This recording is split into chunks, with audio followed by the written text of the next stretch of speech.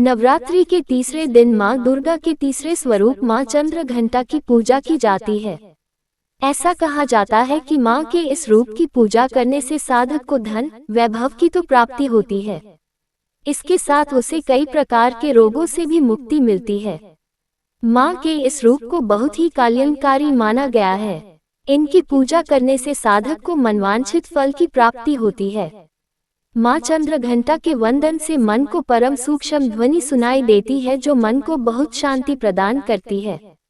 चूंकि इनका वर्ण स्वर्ण जैसा चमकीला है। माँ चंद्रघंटा का स्वरूप देवी चंद्रघंटा का स्वरूप अत्यंत शांतिदायक और कल्याणकारी है। बाघ पर सवार माँ चंद्रघंटा के शरीर का रंग स्वर्ण के समान चमकीला है। उनके माथे पर घंटे के आकार का अर्धचंद्र है, इसलिए उन्हें चंद्रघंटा कहा जाता है।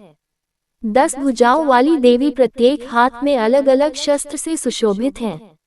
उनके गले में सफेद फूलों की माला सुशोभित है। यद्यपि वह दुष्टों पर अत्याचार करने और उन्हें नष्ट करने के लिए सदैव तत्पर रहते हैं, फिर भी उनका रूप देखने वाले और उपासक के लिए सौम्यता और शांति से भरा रहता है। अतः भक्तों के कष्टों का निवारण ये शीघ्र ही कर देती हैं। सिंह इनका वाहन है। माँ चंद्रघंटा व्रत कथा। पौराणिक कथाओं के अनुसार जब स्वर्ग में राक्षसों का आतंक बढ़ने लगा तो माँ दुर्गा ने माँ चंद्रघंटा का रूप धारण किया। महिषासुर का देवताओं के साथ भंग कर युद्ध चल रहा था, क्योंकि महिषासुर इंद्र के सिंहासन पर अधिकार करना चाहता था और स्वर्ग पर राज करना चाहता था।